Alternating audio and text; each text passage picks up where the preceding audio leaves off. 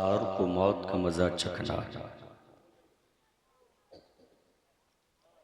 हमें जिंदगी मिली है तो मौत आनी है। वक्त का हमें पता नहीं, आखिरी सफर होना है। कुरान थीवरी है, कुरान कहता कुल्लु नफ्सिन जायक़तुल मौत, हर जी रूह को मौत का मजा चखना है, हर जानदार को मौत का मजा चखना है। प्रैक्टिकली आप देखा करते हो, कल तक जो आपके चचा थे आज ना रहे, कल तक जो आपके भाई थे आज ना रहे, कल तक जो आपके अपने थे आज ना रहे, कल तक जो आपके सामने थे आज ना रहे।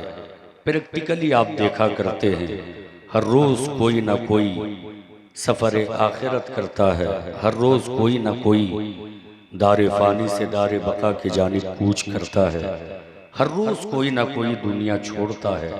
आप अपने माथों के निगाहों से देखते हैं। ये जिंदगी और मौत की तख्लीक अल्लाह ने क्यों फरमाई? ताकि इंसान इससे इबरत हासिल करे, इंसान इससे सबक हासिल करे। मौत लज्जतों को भुला देती है, मौत दुनिया की लज्जतों को खा जाती है। मेरे मिल्लत के नौजवानों, जिस मौत को इबरत के लिए अल्लाह ने पैदा किया, अब देखो उस मौत से हमने कितना इबरत हासिल किया, कितना सबक हासिल किया। अब जमीनी सतह पर उतर कर देखा जाए, हमारे यहाँ जब कोई सफर आखिरत करता, जब किसी की रूह जसद खाकी से परवाज कर जाती, जब किसी की रूह कफसे उनसरी से परवाज कर जाती, लोग दूर दराज से देखने आते, जाने वाले का चेहरा देखते हैं। पर्दे में होता तो पर्दा हटा कर देखते, चादर ढका होता तो चादर उठा कर देखते, जाने वाले की आखिरी दीदार किया करते। अपने होते वो भी करते, बेगाने होते वो भी करते। वो इबरत की जगह है, वो सबक हासिल करने की जगह है। अब देखा यह जाएगा कि हम और आपने कितना सबक हासिल किया है। उस जगह पे जाने के बाद हमने कितना दर्स हासिल किया है, उस जगह के पे जाने के बाद हमने कितना कुछ सीखा है। जमीनी सतह पर उतर कर देखा जाए, हमने देखा है जब किसी के यहाँ मस्जिद होती है, जब किसी के यहाँ कोई सफर आखिरत करता है, हमने देखा है लोग कसीर तादाद में दूर दराज से आते हैं, चेहरा भी देखते हैं। उस जगह पे भीड़ भी लगी होती है, उसी भीड़ में कोई दुनियावी बातों में मसरूफ रहता है, कोई ठेके की बातें करता है, कोई बिजनेस की बातें करता है, कोई फायदे की बातें करता है, कोई नुकसान की बातें करता है। होना क्या चाहिए था? होना ये चाहिए था कि जब वहां पर आप पहुंचते, उस जाने वाले के चेहरे की दीदार करके, उनके चेहरे की जियारत करके, कभी उनके बचपने के हवाले से सोचते, कभी उनकी जवानी के हवाले से सोचते, कभी ये सोचते देख जमाने भर के लोग इन्हें झुक झुक कर सलाम किया करते थे, जमाने के लोग इन्हें सल्यूट किया करते थे, लेकिन देख जुबान तो है, बोलने की ताकत नहीं है, पांव तो है, चलने की ताकत नहीं है, हाथ तो है, पकड़ने की सलाहियत नहीं है, कान तो है, सुनने की ताकत नहीं है, आंख तो है, देखने की ताकत नहीं है, बीनाई नहीं है। मेरे मिल्लत के नौजवानों, फिर उसके बचपने को याद करती, उनके बचपने के हवाले से सोचती, उनकी जवानी के हवाले से सोचती, फिर उनकी मौत को देखते, फिर आपको भी अपना बचपना याद आता, अपनी जवानी याद आती, अपने शबाब को आप याद करते, फिर उसकी मौत को देखकर आप अपनी मौत याद करते, अपना अंजाम याद करते। जब आप अपनी मौत को याद कर लेते, कामयाबी के पहले जीने पे कदम रख देते। इसलिए कि कामयाब वही है जिसने अपनी जिंदगी में अपनी मौत को याद रखा। जो अपनी मौत को याद रखता है वो रात की तारीकी में भी गुनाहों से बचता है, दिन के उजाले में भी गुनाहों से बचता है। सबक हासिल करने की जगह है, सबक हासिल करने की जगह है, लेकिन जमीनी सतह पर उतर कर देखें, जमीन पर आकर देखें, उस जगह पे जाने के बाद हमने कितना सबक हासिल किया है, हमने कितना कुछ पढ़ा है, हमने कितना कुछ सीखा है। दुनिया में मेरे ख्याल से उतनी अजीम दरसगाह कोई दरसगाह आज की तारीख में नहीं हो सकती है जितनी अजीम दरसगाह वो जगह है जहां से किसी का जनाजा उठा हो। इसलिए जब उन जगहों पे आप जाया करो तो जाने के बाद वहां आप दुनियावी बातों में मसरूफ ना रहा करो। जाने के बाद आप अपनी बातों में मसरूफ ना रहा करो। जाने वाले को देखकर अपने हवाले से सोचा करो, अपने आक़िबत के हवाले से सोचा करो। फिर हमने देखा कि जब जनाजा उठाकर लेके जाते हैं, ये नहीं सोचते कि जमाने भर में जिनकी इज्जत थी, देख ये कितना मजबूर पड़ा हुआ है, ये कितना बेबस पड़ा हुआ है, ये खुद से अपनी आखिरी मंजिल तक नहीं पहुंच पा रहा है, इसे चार कांधे की जरूरत पड़ गई है, इसे सहारे की जरूरत पड़ गई है। बस दुनियावी बातों में लोग मसरूफ रहते हैं। फिर जब जनाजा लेके जाते हैं, कुछ जवान आते हैं, महंगी महंगी बाइक लेके आते हैं, आगे आगे चलते हैं ताकि घर वालों को भी पता चल जाए, शुरकाए जनाजा को भी पता चल जाए कि फलां सेठ का बेटा उनके बाप के जनाजे में आया हुआ है। वो तेज रफ्तार चलता है, वो डोली से आगे अपनी गाड़ी को बढ़ाता है। बताओ ये अदब के खिलाफ है कि नहीं?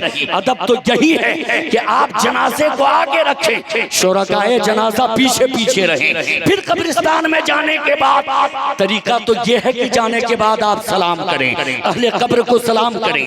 बेनिफिट ये है कि आप जब सलाम करेंगे अल्लाह सवाब का हकदार आपको बनाएगा, और उन जिन मरहुमीन को आप सलाम करेंगे अल्लाह उन मरहुमीन को भी सवाब अता फरमाएगा। और दूसरा बेनिफिट ये है कि जब आप सलाम करोगे, जहां इधर आप सलाम करने का सवाब पाओगे, वहीं पे मेरे मुस्तफा की सुन्नत अदा होगी कि सलाम करना मेरे मुस्तफा की सुन्नत है। अल्लाह तबारक व तआला तुझे मुस्तफा की सुन्नत अदा करने का भी सवाब अता फरमाएगा।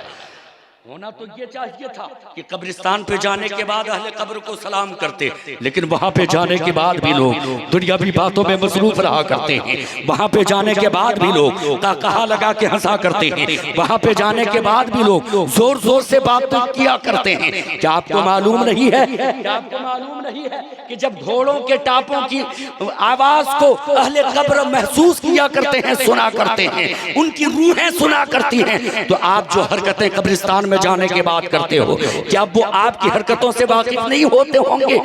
जरा अंदाजा तो लगाइए उन्हें कितनी तकलीफ पहुंचती होगी। इसलिए जब कब्रिस्तान पे जाया करें, दुनियावी बातों में मसरूफ ना रहे, अपनी बातों में मसरूफ ना रहे। कब्र की उड़ती हुई धूल को देखकर, अहले कब्र के हालात को देखकर आप अपनी जिंदगी को, फिर जिंदगी के बाद अपनी मौत को याद करें और ये सोचें यही हमारी आखिरी मंजिल है, यहाँ कल होके हमें भी आना है। फिर आप अहले कब्र को सलाम करें और सलाम करने के बाद दो चंद जो आयतें आपको याद हैं, उन आयतों की तिलावत करके तमाम कब्र वालों के नाम ईसाल कर दें। मेरे मिल्लत के नौजवानों, क्या आपने कभी सोचा नहीं कि कसरत से कब्रों पे जाने की इजाजत क्यों है? सुनो, कसरत से कब्रों पे जाने की इजाजत इसलिए है ताकि तुम कब्र की उड़ती हुई धूल को देखकर, अहले कब्र के हालात को देखकर अपनी मौत को याद कर सको। इसलिए कि जो अपनी मौत को अपनी जिंदगी में बहुत ज्यादा याद करता है, उम्मुल मोमिनीन सैयदा आयशा है, मेरे आका तशरीफ फरमा है, मेरे आका सैयदा आयशा उम्मुल मोमिनीन से फरमाते हैं, आयशा जरा बता कयामत वाला दिन शहीदों के साथ कौन उठाया जाएगा? उम्मुल मोमिनीन सैयदा आयशा अपने अंदाज में कहती हैं, या रसूल अल्लाह अलैहिस्सलाम, आप अल्लाह के हबीब हो, आप अल्लाह के नबी हो, आप ही बता दो ना। मेरे मुस्तफा फरमाते हैं, आयशा सुन लो, जो अपनी जिंदगी में अपनी मौत को कसरत से याद करता है, कयामत के दिन वो शहीदों के साथ उठावे जावे। इसलिए अपनी जिंदगी में अपनी मौत को कसरत से याद किया करें। जब आप कब्रिस्तान पे जाया करें, कब्र वालों के हालात को देखकर आप अपने आक़िबत का ख्याल किया करें, अपनी आखिरत के हवाले से सोचा करें, अपने अंजाम के हवाले से सोचा करें। जब आप सोचेंगे, पल पल आप मौत को याद रखेंगे, और जब आप मौत को याद करेंगे, जो इंसान मौत को याद रखता है वो दुनिया की रंगीनियों में कभी नहीं डूबता है। जो इंसान मौत को याद रखता है वो किसी के साथ साथ ज़्यादती नहीं करता है, जो इंसान मौत को याद रखता है वो हरामखोरी नहीं करता है, जो इंसान मौत को याद रखता है वो आलिम मिलता है तो उसकी इज्जत करता है, जो इंसान मौत को याद रखता है वो वालिदैन की नाफरमानी नहीं करता है। अपने माँ के सामने जब जाता है तो हुजूर की हदीस उनके नजरों के सामने होती है, ज़हन फिक्र के हाशिए में गर्दिश करने लगती है। हुजूर ने जो मिजाज दिया है वो उनके ज़हन फिक्र के हाशिए में होते हैं। माँ के सामने जब जाता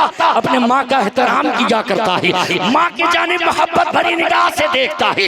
इसलिए कि मेरे आका ने फरमाया जो नेक बख्त लड़का अपने वालिदैन की जानिब मोहब्बत भरी निगाह से देखता है अल्लाह उसे एक हज मबरूर का सवाब अता फरमाता है। फिर वो मौत को याद रखता है तो माँ के सामने जाता है तो अपनी माँ की जानिब मोहब्बत भरी निगाह से देखता है और इस नियत से देखता है ये मेरी माँ है जिसने मेरे लिए बड़ी मुशक्कतें उठाई हैं, बड़ी परेशानियां उठाई हैं। जब पूरी दुनिया चैन की नींद सोती थी, जब तक मैं बचपने के आलम में था, ये मेरे लिए रातों रात जागा करती थी। पूरी दुनिया में आज कोई अपना खून किसी को बगैर बदले के नहीं देता है, या तो बदले में पैसा मांगता है, दौलत का कुछ हिस्सा मांगता है। कोई जब किसी को खून देता है ना, कोई जब किसी को खून देता है बदले में कुछ न कुछ जरूर तलब कर लेता है। लेकिन मेरे मिल्लत के नौजवानों, आज की तारीख में हाँ मैं मानता हूँ खून डोनेट करने वाले बहुत लोग हैं, लेकिन उस वक्त तक डोनेट नहीं करता है जब तक के डोनेशन सर्टिफिकेट देने की गारंटी कोई नहीं देता है। यानी सर्टिफिकेट वो मौसूल करता है डोनेट करने के बाद, लेकिन वो माँ है जिसके सीने में अल्लाह ने औलाद के लिए इतनी मोहब्बत दी है कि माए अपने खून जिगर को दूध के शक्ल में बगैर बदले की अपनी औलादों को पिलाया करती है, बगैर बदले की उम्मीद के अपने औलादों को पिलाया करती है।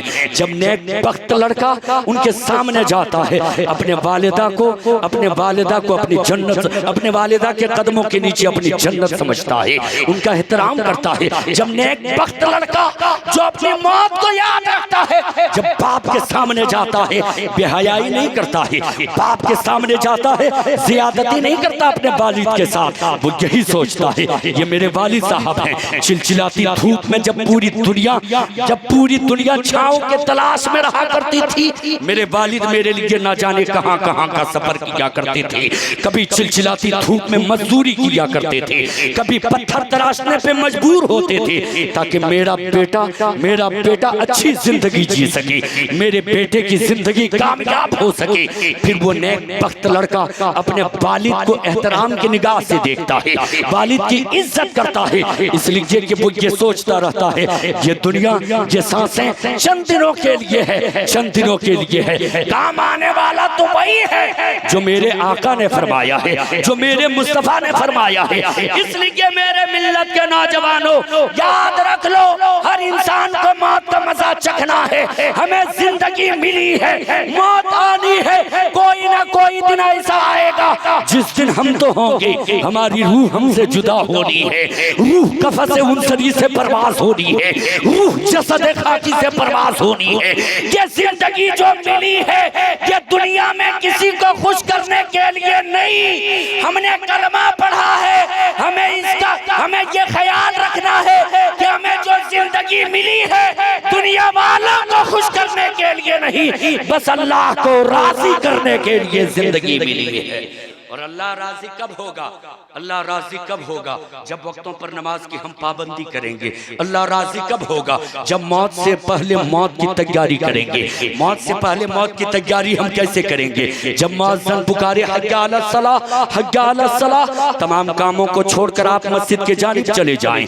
लेकिन अजीब बेहयाई है, आज आजान होती रहती है, मुअज्जिन मस्जिद से निदा देता रहता है, हय्या अलस सलाह, हय्या अलस सलाह की सदाएं बुलंद करता रहता है। आज लोग बड़ी बेहसी के साथ सुनते रहते हैं, चौक चौराहों पर खड़े होकर इधर उधर की बातें करके वक्त गुजारी कर लेते हैं। तौफीक नहीं मिलती है कि मस्जिद में जाके एक रब के आगे सर पर सुजूद हो जाएं। मेरे मिल्लत के नौजवानों, मैं आपको यहाँ से एक मिजाज देना चाहता हूँ। पूरी कायनात में आज देखिए, जो जिससे प्यार करता है, जो जिससे मोहब्बत करता है, उसे वो खुश देखना चाहता है, उसे वो खुश रखना चाहता है। आपने देखा होगा जब जब कोई किसी से प्यार करता, जब जब कोई किसी से मोहब्बत करता, अपने महबूब के लिए कभी बाजार से कुछ चीजें खरीद कर लाता है, कहीं का सफर करता तो अपने महबूब के लिए कुछ चीजें ले लेता है ताकि मेरा महबूब मुझसे खुश हो जाए, मैं जिससे प्यार करता हूँ मुझसे वो राजी हो जाए। मेरे मिल्लत के नौजवानों, यानी दुनिया का ये मामूल है कि हर कोई यही सोचता है, रूठती है तो रूठ जाए हमसे कायनात, दुनिया के लोग हमसे रूठ जाए, कोई फर्क नहीं पड़ता, बस हमसे मेरे महबूब राजी हो जाएं। हर कोई अपने महबूब को खुश देखना चाहता है। हम मुसलमान हैं, हम भी एक महबूब रखते हैं। हम किन्हें महबूब रखते हैं? हम इतने खुशकिस्मत हैं कि हम महबूब भी रखते हैं तो रब के महबूब को महबूब रखते हैं। अपना मायार जमाने से जुदा रखते हैं, हम तो महबूब भी महबूब खुदा रखते हैं। हर कोई अपने महबूब को खुश देखना चाहता है। अगर हम भी अपने महबूब को खुश देखना चाहते हैं तो हमें कुछ चीजें पेश करने की जरूरत नहीं है। नबी फरमाते हैं कुर्रतु ऐनी फिस्सलात, ए मुसलमानों, अगर नबी को खुश देखना चाहते हो, जब मुअज्जिन पुकारे, जब मुअज्जिन पुकारे हय्या अलस सलाह, हय्या अलस सलाह, तमाम कामों को छोड़कर मस्जिद में चला जाना, सर्व सुजूद हो जाना, रब की तस्बीह व तहलील कर लेना, एक रब के आगे सजदा कर लेना, इधर तेरी नमाज भी होती जाएगी, उधर मुस्तफा की आंखों को ठंडक भी पहुंचती जाएगी, मुस्तफ़ा की आंखों को ठंडक भी पहुंचती जाएगी। और उधर जैसे मेरे आका की आंखों को ठंडक आप अपने अफ़ाल से पहुंचाओगे, नमाज पढ़ पढ़ के पहुंचाओगे, यही तो मौत की तैयारी है। आप इधर मुस्तफ़ा की आंखों को ठंडक पहुंचाते जाओगे, उधर तेरी मौत की तैयारी होती जाएगी। मौत से पहले मौत की तैयारी करो। इंसान जब कहीं का सफर करता है ना, अहले स्टेज से खुसूसी तवज्जो का तालिब, इंसान जब कहीं का सफर करता है, सफर से पहले रखते सफर को बांधता है।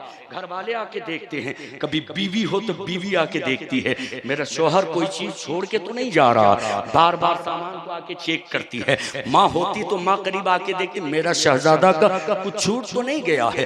बाप होते तो वो भी आके चेक करते, कुछ छूट तो नहीं गया है। 6 माह, साल भर, 2 साल के लिए कोई सफर करे, बार बार सामान चेक किया जाता है, कहीं कुछ छूट तो नहीं गया है। मौत ये सफर आखिरत है। फिर आप क्यों नहीं मुहासबा करते हो कि हम सफर आखिरत की तैयारी कर रहे हैं? हमसे कोई फर्ज छूट तो नहीं गया है, हमसे कोई नमाज छूट तो नहीं गई है, हमसे कोई रुकन छूट तो नहीं गया है। इस हवाले से क्यों नहीं सोचते? साल 2 साल के लिए कोई सफर करता, बार बार सामान को चेक किया करता है। मौत के सफर आखिरत है और उसकी तैयारी के लिए कपड़ा पैक करने की जरूरत नहीं है। वक्तों पे नमाजों की पाबंदी करें, अय्याम सियाम हो तो रोजा रखें, वालिदैन जिंदा हो तो उनके कदमों में जाके गिरे, वालिदैन खिदमत किया करें, आलिम मिले उनसे मुसाफा कर लिया करें, दुआएं ले लिया करें, जो बातें आप नहीं जानते हैं वो सीख लिया करें, मदारिस इस्लामिया में हाजिरी लगाकर मसाइल दीनिया को सीख लिया करें, खवातीन मिले इज्जत से देख लिया करें, उनमें से कोई माँ हो तो उनका एहतराम कर लिया करें, दादी हो तो उनके हुकूक को अदा कर दिया करें। मेरे मिल्लत के नौजवानों, जब आप ऐसा करेंगे खुशहाल जिंदगी भी गुजरती जाएगी, मौत से पहले मौत की तैयारी भी होती जाएगी। यही तो मौत की तैयारी है।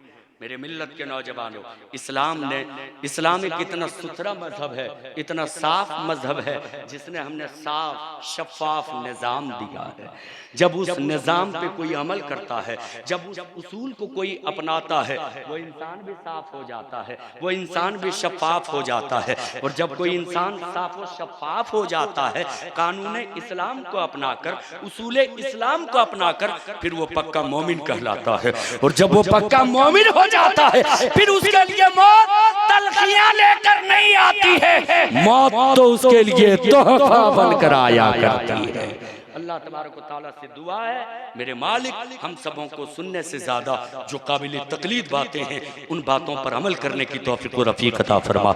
हमारी माँ बहनें आई हुई हैं, हम उनसे भी कहना चाहते हैं, मेरी माँ बहनों, नमाज जिस तरह हम पे फ़र्ज है, नमाज जिस तरह इन पे फ़र्ज है, नमाज वैसी आप पे भी फ़र्ज है। आप भी नमाज की पाबंदी करो, इसलिए कि एक बच्चे के लिए सबसे पहली दरसगाह माँ की गोद है।